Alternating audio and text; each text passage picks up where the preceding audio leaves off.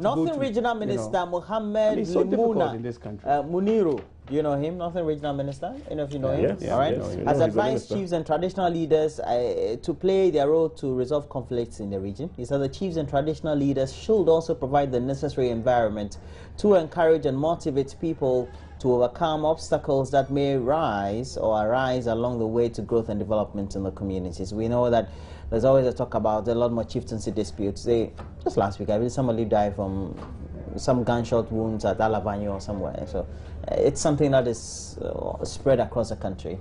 But it's a great issue, Dr. Mombora. Yes.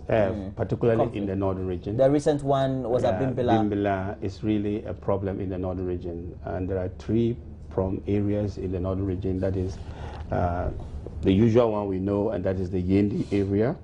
And then Bumkurgu is another area, and then of late Bimbila. And so the regional minister is really disturbed, and he feels that we must, as citizens of the northern region, not be taking the law into our own hands. There are channels to resolve issues, and the issues are issues relating to chieftaincy, land issues, and people must be held accountable.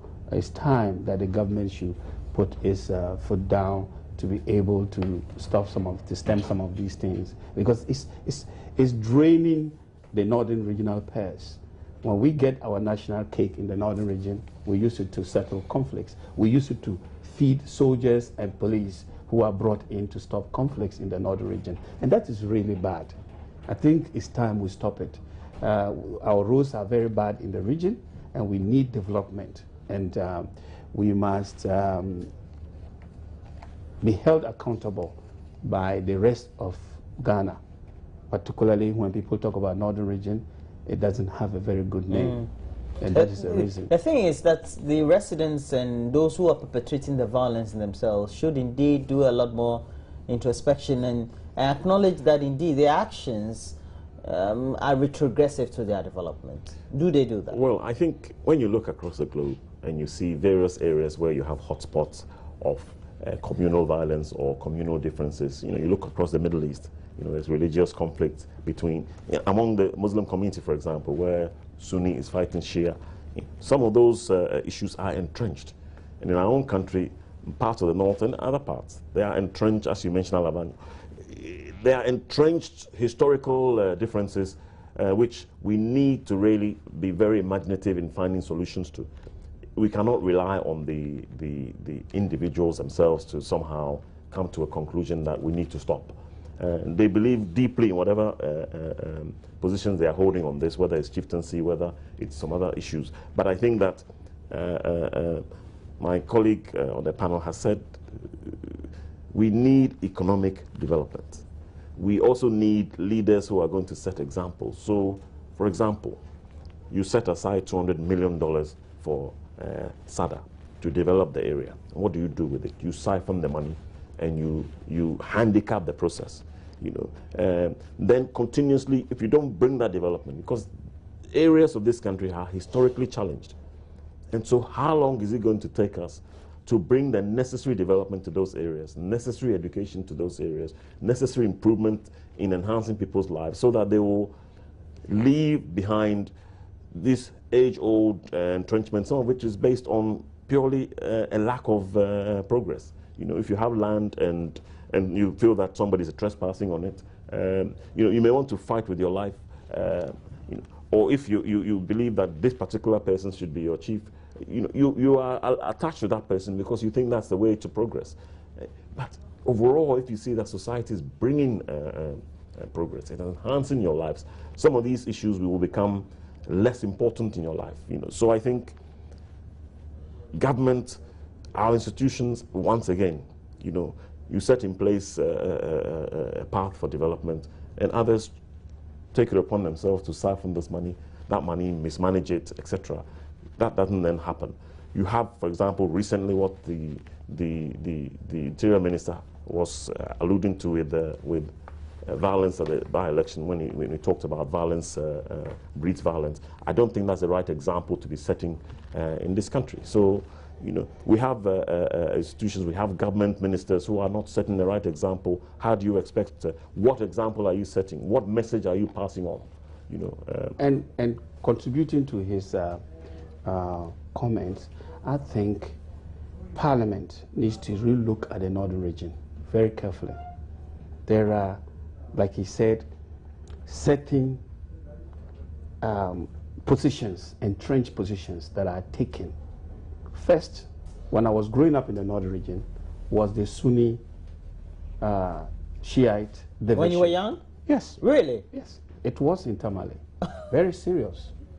Okay. Between two Muslim groups. Sects. Yes, but I see. They often clashed. Especially, it is now that sanity has been brought in the northern region in respect of Religious religion. violence. Yes, it is now. And I applaud those who did that by saying that we need to follow the calendar strictly. There were times in the northern region, they were arguing as to the breaking of fast. Like you would have heard 2 days ago or last week, the Salah, some people would have celebrated it a day earlier. Yeah, I've had experiences like that. You've Actually, heard it. So when I was young in the northern region, that was the differences we had. Then government well, came it's still back. done today. Only that it's not become a bone of contention anymore. Exactly. Then if you like, you can. And government again came in 1978 and messed up the system in the northern region. And you know what they did? By allotting all the lands to 5 prominent ethnic groups in the northern region. So that created difficulties. That created difficulties on land issues. So now you're giving a perspective of historic. Exactly. But and that is so bad for government to be interfering in the existence of ethnic groups in a particular area. We do understand. But yes. There's always the talk about how, because the way we've structured our constitution, based on what our historical past has been, and in order not to meddle in some of these communal differences, we tend to often say chieftaincy issue, don't meddle and things like that. But when they transgress and become issues of national security, at what point do we need to... The parliament steps in. Because, look, racism was promoted before the 1963 Civil Rights Act by the federal government. They allowed things to go on. Blacks were lynched everywhere in Mississippi and other things. And the police... And then the police, they were looking on. And the governors just... And they were turning. So is it today in Ghana.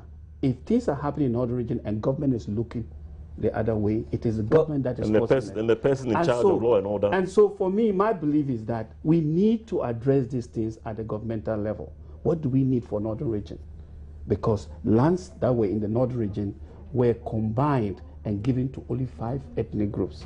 So other groups, what do you want them to go and farm? So where do you want them? So they become settlers or what? They become settlers. And that is the issue. That's one issue.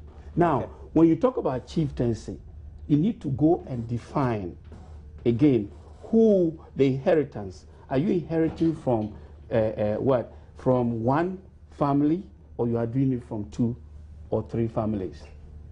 And this is another issue that has been at stake in the northern region. And so we need to look at these things and address them. If we don't address them properly, they will kill us. They ferment into they will yes. Okay. They will ferment and disintegrate the community. Well, I was going to say that we cannot continue to make the same old noises. Every regional minister that goes there goes through the same process. Yes, having all the regional coordination meetings, appealing to chiefs, asking religious leaders to help. You know, this is just going through the motions over and over again. We need to